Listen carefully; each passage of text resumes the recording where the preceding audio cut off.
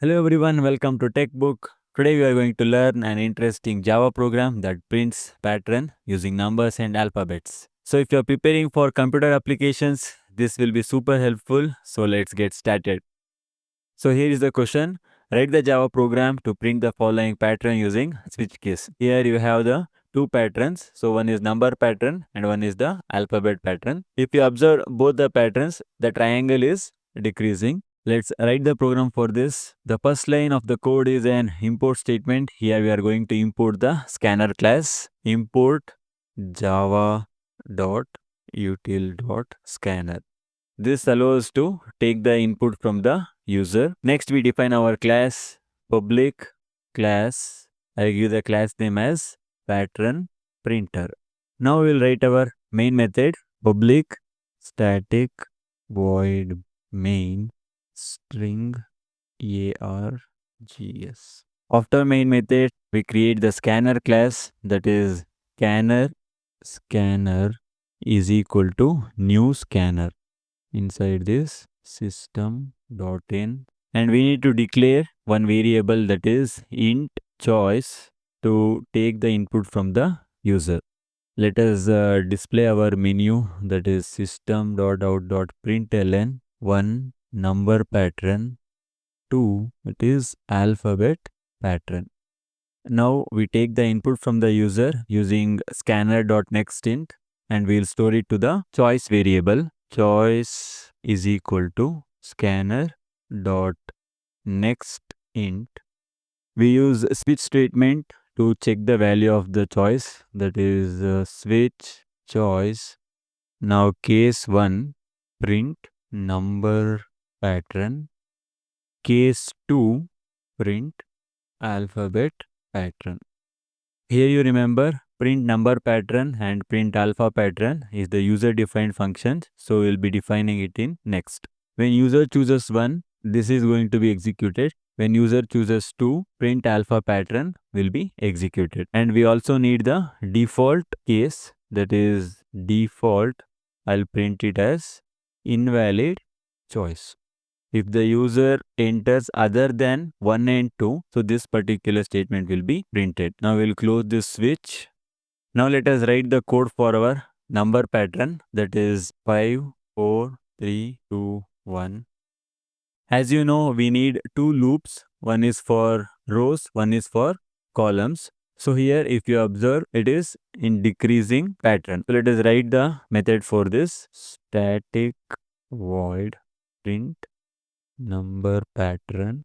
We'll write our outer loop for int I is equal to 1, I less than or equal to 5, I plus plus.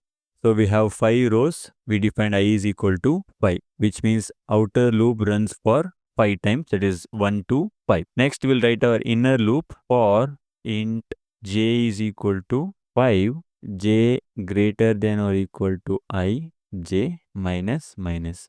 Here the value of j is getting decremented, so we are going to decrement j, and we are starting with 5. We will print system.out.println, we will print the j and with some space close this inner loop, and we will use one more system.out.println to go for the next line, and we'll close this method. So here j is equal to 5 and j is greater than or equal to I, which means it is going to print j and decrease the value of j. So that is what we required here.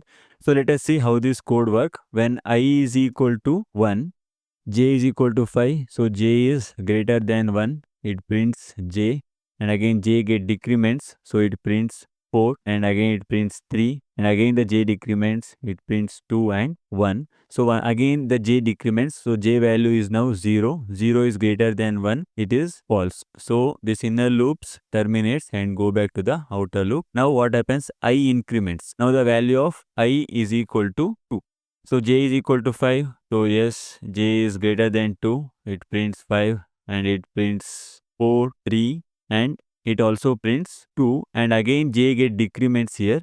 J is 1. 1 greater than or equal to 2, it is false. So again it goes back to the outer loop. Now I increments. So I is equal to 3. It repeats like this: 5, 4, 3, and once again I is equal to 2. It prints 5, 4. I is equal to 1, it prints 5. So here is the output of this code. Next, we'll write the code for the alphabet pattern. So the pattern is like this. Let us first define our method, that is static void print alpha pattern. This is the name we gave in our switch statement also. So again, what we need? We need two loops to run this code. First, we'll write the outer loop for int I is equal to 0, I less than 5, I plus plus. Here you observe now, for each iteration, we calculate the current letter starting from A by adding I to the ASCII value of A. So you all know the ASCII value of A. So if you add this I to the ASCII value of A, we are going to get this particular letters. So what we should do now, that is char ch is equal to A plus I. So we are going to add this I to the ASCII value of A, and this casting I have explained in the previous video. You can go through it once. Next, we'll write the inner loop for int j is equal to 0, j less than 5 minus I j plus plus. We should print the ch because we need to print the letters. So we'll print systemout.println ch and also we'll give some space. We'll close this inner loop and we should leave one line. So again we'll use systemout.println for leaving one line, and we'll close the method and we'll close the class. Now let us see what output we'll get. Here if you observe, it prints the rows. So when I is equal to 0, ch is equal to char a plus 0. So a plus 0 is a itself. So it prints ch, that is a. And again it is going to print a for 5 times. So if you observe here, 5 minus I, that is 5 minus 0, it is 5 itself. So it is going to run from 0 to 5.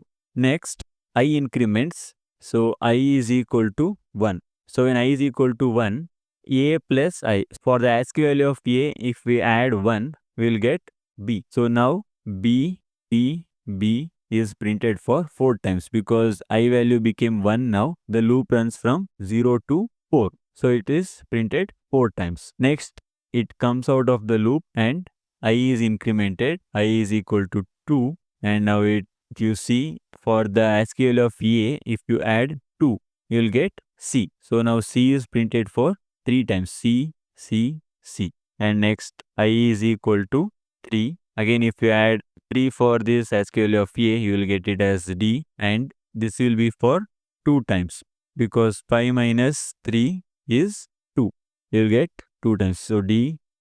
Next, I is equal to 4. When I is equal to 4, it prints the E 1 time. And that's it. We have seen how this pattern works. So it is very important to analyze the pattern and understand the loops, how it is going to work. I have dropped the complete code in the description box. Please check it and go through it once. If you found this video helpful, don't forget to like, subscribe and hit the bell icon so you never miss an update. Drop any questions you have in the comments. I will be happy to help you out. Thanks for watching. See you in the next video. Keep coding, keep learning.